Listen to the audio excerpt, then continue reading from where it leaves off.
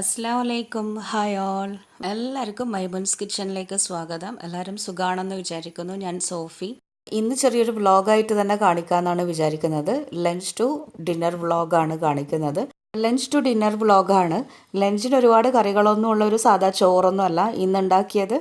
എന്താ പറയുകയെന്ന് വെച്ചാൽ ഉമ്മ എന്നെ പണ്ടേ പറ്റിച്ചുകൊണ്ടിരുന്ന ഒരു ചോറാണിത്. ഇതിന് മുമ്പേ ഞാൻ നിങ്ങളോട് പറഞ്ഞിട്ടുണ്ട്, അന്നൊന്നും എനിക്ക് റെസിപ്പി ഇടാൻ പറ്റിയിട്ടില്ല. അപ്പോൾ ഇന്ന് ഞാൻ ആ റെസിപ്പി നിങ്ങളിലേക്ക് ഷെയർ ചെയ്യുകയാണ്. ഉമ്മ പറ്റിച്ചത് എന്ന് പറഞ്ഞാൽ പണ്ടേ എനിക്ക് ബിരിയാണി എന്ന് പറഞ്ഞാൽ ഭയങ്കര ഇഷ്ടമാണ്. ഏത് ടൈപ്പ് ബിരിയാണി ഡെയിലി എനിക്ക് തന്നാലും അത് ഭയങ്കര ടേസ്റ്റോട് ഭയങ്കര ഇഷ്ടത്തോടു കൂടി തിന്നുന്ന ഒന്നാണ്. മൈ ഫേവറേറ്റ് ആണ് ബിരിയാണി. അപ്പം ചെറുപ്പത്തിലേ ഇങ്ങനെ ബിരിയാണി ബിരിയാണി എന്ന് പറഞ്ഞിട്ട് ഡെയിലി ഞാൻ കരഞ്ഞുകൊണ്ടിരിക്കുമ്പം ഉമ്മ എന്നെ പറ്റിച്ചുകൊണ്ടിരുന്ന ഒരു ചോറാണ്. അപ്പം നോമ്പിൻ്റെ സമയത്ത് ഞാനിത് ഉണ്ടാക്കിയപ്പോൾ കുറേ ആൾ അതിൻ്റെ റെസിപ്പി ചോദിച്ചിട്ടുണ്ടായിരുന്നു. അന്ന് സത്യം പറഞ്ഞാൽ ഉണ്ടാക്കുമ്പോൾ വീഡിയോ എടുക്കാൻ പറ്റൂല, ഇല്ലെങ്കിൽ എന്തെങ്കിലും ഓരോ കാരണങ്ങൾ കൊണ്ട് അതങ്ങനെ അങ്ങ് നീണ്ടു പോയിട്ട് ഇന്നാണ് അതിനൊരു അവസരം കിട്ടിയത്. അപ്പം ഇന്നത്തെ റെസിപ്പി നമുക്ക് നോക്കാം. അപ്പം ഉച്ചയ്ക്ക് ഉണ്ടാക്കിയത് ആ ഒരു ചോറാണ്. എങ്ങനെ ഉണ്ടാക്കേണ്ടതെന്ന് വെച്ചാൽ ഞാനിപ്പോൾ ഒരു പാത്രത്തിലേക്ക് 2-3 ടേബിൾ സ്പൂണോളം ഗീ ഇട്ട് കൊടുത്തിട്ടുണ്ട്. ഗീ ഇഷ്ടമില്ലാത്തവർക്ക്, ആ ഒരു ടേസ്റ്റ് വേണ്ടാന്നുള്ളവർക്ക് സാധാ ഓയിൽ എടുക്കാം കേട്ടോ. അപ്പം ഗീ ആകുമ്പം ആ ഒരു നെയ്ച്ചോറിൻ്റെ ഒരു ടേസ്റ്റൊക്കെ കിട്ടും, ആ ഒരു മണമൊക്കെ ഉണ്ടാവും. നെയ്യ് ഒഴിച്ചിട്ട് നന്നായി ചൂടായി വന്നപ്പോൾ അതിലേക്ക് ഞാൻ ഒരു അരമുറിയോളം ഉള്ളി ഇട്ട് കൊടുത്തിട്ടുണ്ട്. കുഞ്ഞുള്ളി ആണെങ്കിൽ കുറച്ചുകൂടെ ടേസ്റ്റ് ആയിരിക്കും. അതല്ല, ഒരു അരമുറി സവാള നേർമയായിട്ട് അരിഞ്ഞിട്ട് ഇട്ട് കൊടുത്താൽ മതി. എന്നിട്ട് ഈ ഉള്ളി നന്നായിട്ട് അങ്ങ് മൂപ്പിച്ചെടുക്കണം. അപ്പോൾ ഉള്ളിയിലേക്ക് ഒരു 1/4 ടീസ്പൂണോളം ഉപ്പ് ഞാൻ ചേർത്ത് കൊടുത്തിട്ടുണ്ട്. നമ്മൾ പൊതുവേ ഇവിടെ ചോറ് വെക്കുമ്പം ഉപ്പിട്ടിട്ടാണ് വേവിക്കുക. എന്നാലും ഈ ഉള്ളിയിലേക്ക് പിടിക്കാനായിട്ട് കുറച്ച് ഉപ്പ് ചേർത്ത് കൊടുക്കുക. ഉപ്പിൻ്റെ അളവ് കൂടി പോകണ്ട കേട്ടോ. അങ്ങനെ ഇപ്പം സവാള ചെറുതായിട്ട് സോഫ്റ്റ് ആയിട്ടുണ്ട്. നന്നായിട്ട് മൊരിച്ചിട്ട് വേണമെങ്കിൽ കുറച്ച് ഡാർക്ക് കളറൊക്കെ ആക്കിയെടുക്കാം കേട്ടോ. ഞാനിപ്പോൾ ഇതിലേക്ക് ഒരു 1/4 ടീസ്പൂണോളം മഞ്ഞൾ ചേർത്ത് കൊടുത്തിട്ടുണ്ട്, മഞ്ഞൾപ്പൊടി ചേർത്ത് കൊടുത്തിട്ടുണ്ട്. എന്നിട്ട് നന്നായിട്ടൊന്നങ്ങ് മിക്സ് ആക്കിയെടുക്കാം. മഞ്ഞച്ചോറാണ്, അതിൽ പ്രത്യേകിച്ച് വേറെ കളറുകളൊന്നും ഉണ്ടാവില്ല. ആ ഒരു മഞ്ഞ കളറിന് വേണ്ടിയിട്ട് മഞ്ഞൾപ്പൊടി ചേർത്ത് കൊടുക്കാം. അപ്പോൾ ഈ നെയ്യിലേക്ക് ഉള്ളിയും മഞ്ഞളും ഒക്കെ മാളുമ്പോഴുള്ള നല്ലൊരു മണം ഇപ്പം തന്നെ വന്നുകൊണ്ടിരിക്കും. മഞ്ഞളിൻ്റെ ആ ഒരു പച്ചമണമൊക്കെ മാറിയിട്ടുണ്ട്, ഉള്ളീൻ്റെ നല്ലൊരു മണമൊക്കെ വരുന്നുണ്ട്. ഇനി ഇതിലേക്ക് നമുക്ക് വേവിച്ചിട്ടുള്ള ചോറ് ചേർത്ത് കൊടുക്കാം. അപ്പം നമുക്കിപ്പം ചോറ് എത്ര വേണോ അതിന് കണക്കായിട്ടുള്ള ചോറങ്ങ് ഇട്ട് കൊടുക്കാം. ഞാനിപ്പം ഒരു 2-2.5 പ്ലേറ്റോളം ചോറ് ഇട്ട് കൊടുത്തിട്ടുണ്ട്. എന്നിട്ട് ഇത് നന്നായിട്ടൊന്നങ്ങ് മിക്സ് ആക്കിയെടുക്കാം. ചോറ് ഏത് തന്നെ ആയാലും പ്രശ്നമില്ല കേട്ടോ. കുറുവ അരിൻ്റെതായാലും സാധാ പൊന്നി അരിൻ്റെതായാലും ഒന്നും ഒരു പ്രശ്നമല്ല. നമ്മൾ വീട്ടിലേത് ചോറാണോ വെക്കുന്നത് ആ ചോറ് കൊണ്ട് ഇങ്ങനെ ഉണ്ടാക്കിയെടുക്കാം. അപ്പം ഞാനിപ്പം നന്നായിട്ട് മിക്സ് ആക്കിയിട്ടുണ്ട്. ആ മഞ്ഞളൊക്കെ എല്ലാത്തിലും അങ്ങ് പിടിച്ചിട്ടുണ്ട്, ചോറിലൊക്കെ നന്നായിട്ട് അങ്ങ് പിടിച്ചിട്ടുണ്ട്.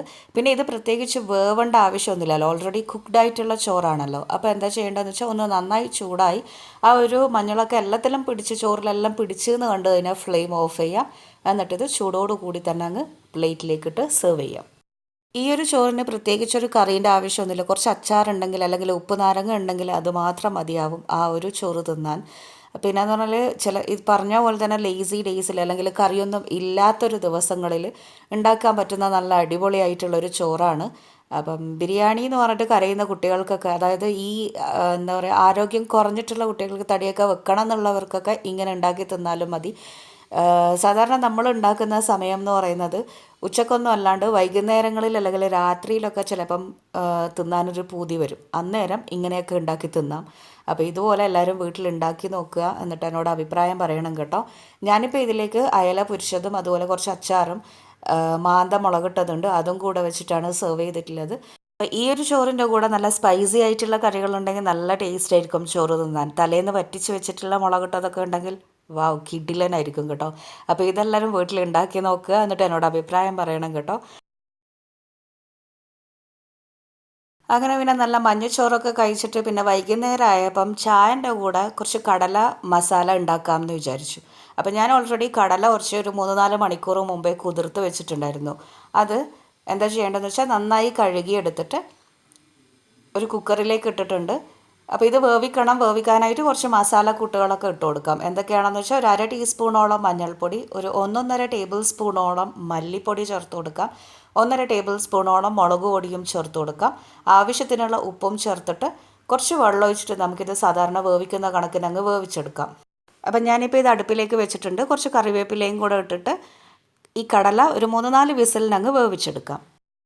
കടല വെന്തതിന് ശേഷം അത് തൂമിച്ചെടുക്കണം. അപ്പോൾ അതിനായിട്ടുള്ള കുറച്ച് കാര്യങ്ങളാണിത്. ഒരു അരമുറിയോളം ഉള്ളി എടുത്തിട്ടുണ്ട്, കുറച്ച് മല്ലിയില, കുറച്ച് കറിവേപ്പില, പിന്നെ ഒരു 3-4 വറ്റൽമുളക് കട്ട് ചെയ്തെടുത്തിട്ടുണ്ട്, ഒരു അരമുറിയോളം നാരങ്ങ, പിന്നെ ഇതിൻ്റെ കൂടെ 2-3 ടേബിൾ സ്പൂൺ പുളിവെള്ളം വേണം, പിന്നെ അതേപോലെ തന്നെ കടുക് തൂയിക്കാനായിട്ട് കടുകും ഓയിലും വേണം. അങ്ങനെ ഇപ്പം കടല വെന്ത് വന്നിട്ടുണ്ട്. ഞാനിപ്പോൾ ഒരു ഉരുളക്കിഴങ്ങും കൂടെ ഇട്ടിട്ടാണ് വേവിച്ചെടുത്തത്, നേരത്തെ പറയാനും കാണിക്കാനും വിട്ടുപോയിട്ടുണ്ട്.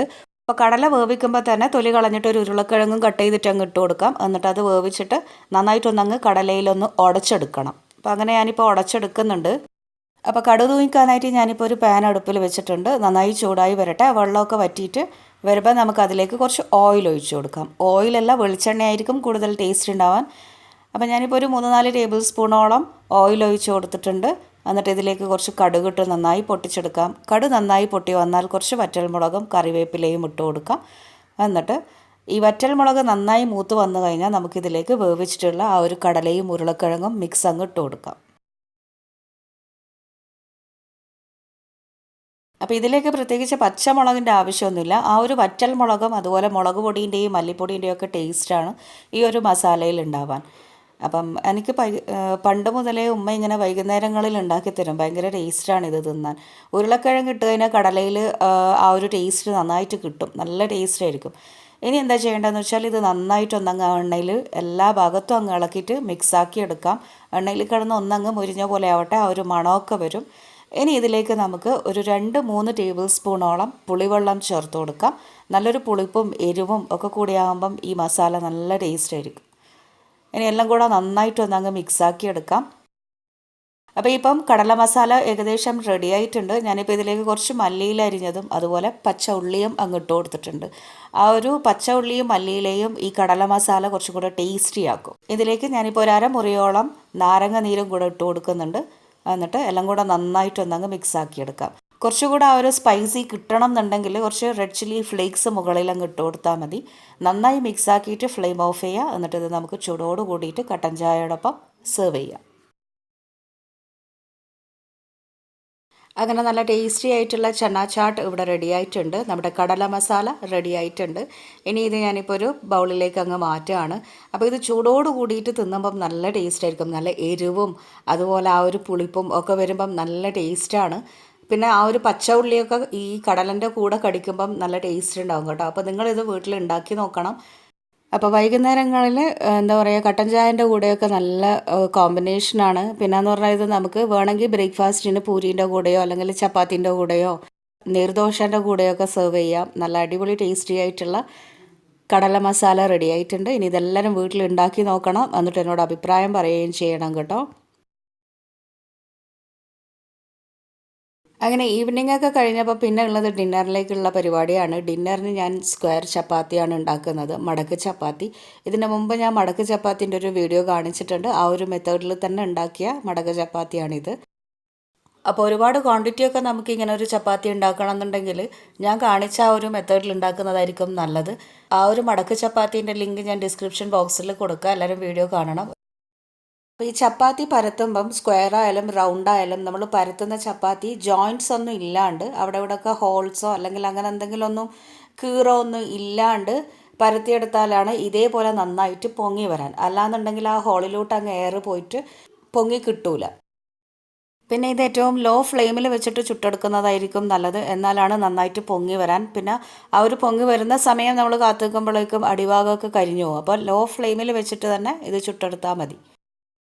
ഇത് കുഴച്ചെടുത്തിട്ട് പരത്തുന്നതിൻ്റെയൊക്കെ ആ ഒരു മെത്തേഡ് ഞാൻ നേരത്തെ കാണിച്ച വീഡിയോയിലുണ്ട്. അതുകൊണ്ടാണ് ഞാൻ പിന്നെ ഇത് ഡീറ്റെയിൽ ആയിട്ട് അങ്ങനെ കാണിക്കാത്തത് കേട്ടോ. പിന്നെ ഇത് നന്നായിട്ട് പൊങ്ങി വന്നപ്പോൾ നിങ്ങൾക്ക് അതൊന്ന് കാണിക്കാമെന്ന് വിചാരിച്ചു. അങ്ങനെ ചപ്പാത്തി എല്ലാ ഭാഗത്തും നന്നായിട്ട് മൊരിച്ചിട്ട് ചുട്ടെടുക്കാം. എന്നാൽ പിന്നെ തിന്നാൻ നല്ല ടേസ്റ്റ് ആയിരിക്കും. നല്ല ചൂടോട് കൂടിയിട്ട് നല്ലൊരു കറിയൊക്കെ ഉണ്ടെങ്കിൽ എന്താ പറയുക, മൊരിഞ്ഞ ചപ്പാത്തി തിന്നാൻ നല്ല ടേസ്റ്റ് അല്ലേ. അപ്പോൾ വീഡിയോ കണ്ടിട്ട് എല്ലാവർക്കും ഇഷ്ടമായി എന്ന് വിചാരിക്കുന്നു. ഇഷ്ടമായാൽ എന്തായാലും ലൈക്ക് ചെയ്യാൻ മറക്കരുത്. വീഡിയോസ് എല്ലാവർക്കും ഷെയർ ചെയ്ത് കൊടുക്കാനും മറക്കരുത്. അപ്പോൾ പുതിയ വീഡിയോസുമായി നമുക്കിനിയും കാണാം. അതുവരെ keep watching my mon's kitchen. Take care and bye. Thank U.